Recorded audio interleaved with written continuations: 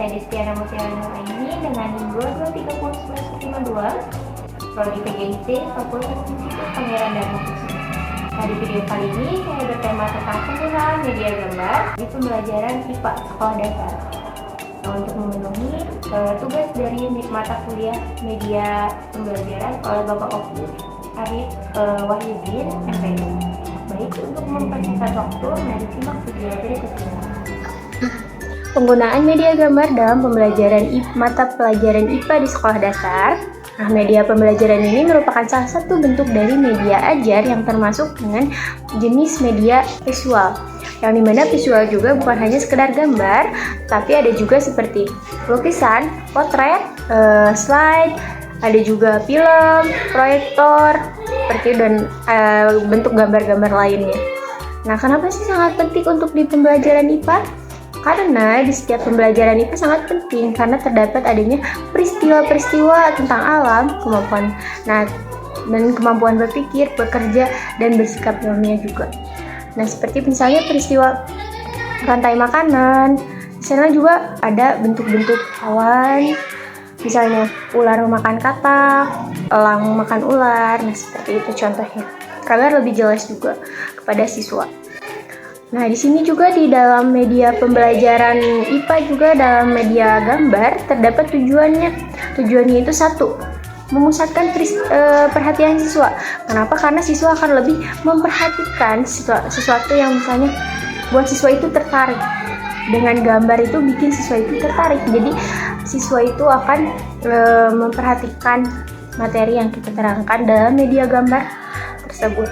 Nah, yang kedua, mengajak siswa untuk mengamati kejadian-kejadian yang berkaitan tentang alam. Nah, misalnya biar siswa lebih tahu, kita harus mengajaknya dengan misalnya kejadian-kejadian peristiwa alam seperti misalnya bencana alam, contohnya seperti apa, gambarnya seperti apa, kayak gitu. Dan juga ada juga siswa yang memungkinkan siswa itu akan lebih berilustrasi dan mengetahui fakta-fakta dari peristiwa tersebut. Nah, melalui media gambar juga siswa dapat lebih mudah mengingat-ingat materi. Tiap siswa itu pasti akan penasaran dengan media yang diberikan oleh guru. Nah, memungkinkan untuk dari media gambar ini akan lebih mengingat materi ini oleh siswa tersebut.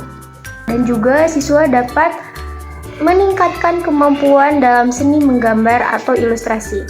Mungkin siswa itu setiap siswa itu ada kelebihan dan kekurangannya. Nah, dalam setiap siswa juga terkadang mungkin anak-anak itu tertarik gimana sih cara menggambar katak, gimana sih cara menggambar pohon. Nah, siswa juga akan pasti lebih meningkatkan lagi seni dalam menggambarnya. Itu dari tujuan-tujuan dari media gambar tersebut. Setiap penggunaan media gambar atau media-media lainnya pasti terdapat kekurangan dan kelebihannya. Nah, kekurangannya itu satu, media gambar ini cuma menekan pada persepsi indera penglihatan. Kenapa ya? Karena kan setiap gambar itu bentuk gambar dan pasti siswa itu hanya bisa melihat. Nah, yang kedua, gambar benda yang terlalu kompleks kurang efektif buat gerakan pembelajaran. Nah, terkadang gambar juga kurang efektif untuk media pembelajaran. Kenapa? Karena misalnya yang kurang efektif itu contohnya seperti kejadian peristiwa.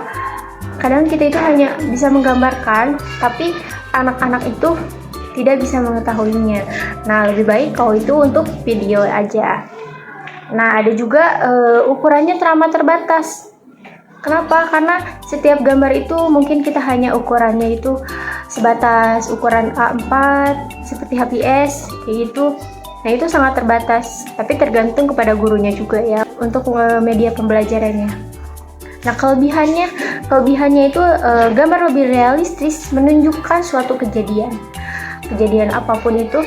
Nah, lewat gambar, nah itu lebih realistis juga. Misalnya, kejadian kalau di IPA itu seperti rantai makanan, bentuk tubuh, organ-organ tubuh itu juga lebih realistis. bentuk jantung itu seperti apa sih? Kita gambarkan. Dan kedua, yaitu media gambar mampu mengatasi keterbatasan pengamatan siswa atau pengamatan yang lainnya. Kenapa nih? Contohnya itu seperti sel. Sel itu tidak dapat dilihat secara mata telanjang. Kenapa? Karena itu sangat kecil dan tidak terlihat ya, kecuali pakai mikroskop.